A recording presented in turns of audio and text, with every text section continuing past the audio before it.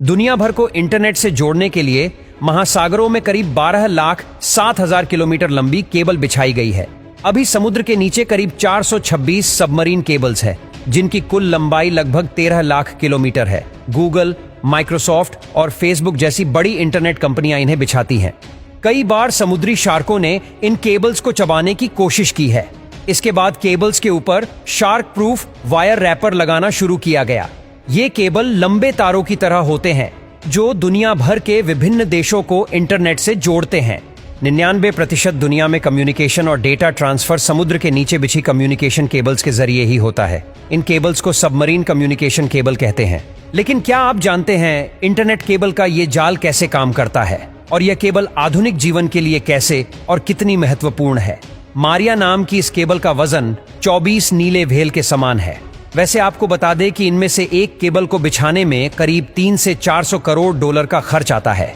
यह केबल किसी अन्य मोटे केबल की तुलना में पतले होते हैं। यह केबल सुरक्षात्मक जेली, प्लास्टिक शीट और तांबे के तारों की परतों में लिपटे होते हैं। लेकिन अपने पतले आकार के साथ भी ये केबल अविश्वसनीय रूप से 100 गीगाबाइट प्रति सेकंड डेटा भेज सकते हैं और आने वाले नए केबल तो 400 गीगाबाइट प्रति सेकंड डेटा भेजने में सक्षम है। लेकिन यह इतनी तेज और इतना ज्यादा डेटा भेज कैसे पाते हैं? दरअसल इनमें सूचनाओं को फाइबर ऑप्टिक्स के जरिए प्रकाश किरणों के रूप में भेजा जाता है। इस तकनीक में डेटा भेजने की गति बहुत अधिक होती है। इन केबल को बिछाना एक जटिल प्रक्रिया है, जिसमें योजना बनाने से लेकर केबल बिछाने तक 1 वर्ष तक का समय लग सकता है। इसके लिए केबल बिछाने वाले विशेष जहाजों का उपयोग किया जाता है। इसमें केबल्स को विशाल बेलनाकार ड्रमों पर लपेटा गया होता है।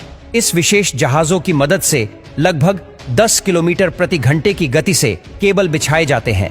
ये जहाज सुरक्षित रास्तों से होकर गुजरते हैं और ऐसे स्थानों से बचते हुए चलते हैं जहां ज्वालामुखी या भूकंप इत्यादि का खतरा बना रहता है। किंतु फिर भी दुर्घटनाएं तो हो ही सकती हैं और होती भी है।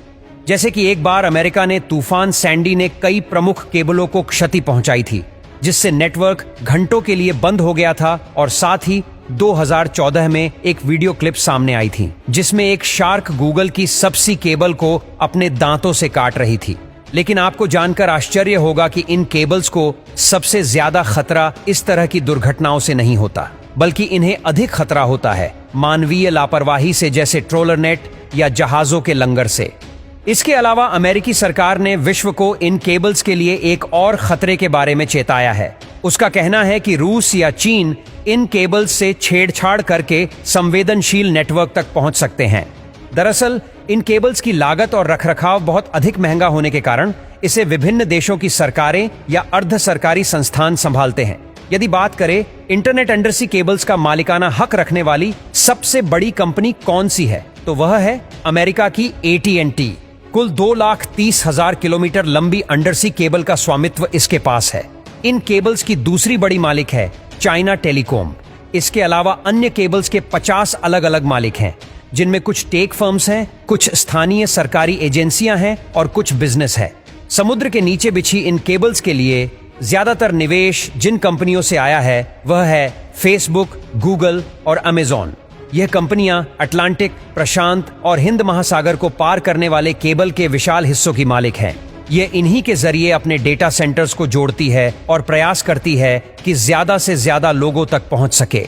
इंटरनेट का समुद्र के नीचे बिछी इन केबल्स का जाल अपने आप में एक आकर्षक दुनिया है। हमारा जीवन बहुत तेजी से समुद्र में छिपी इन तारों पर निर्भर होता जा रहा है।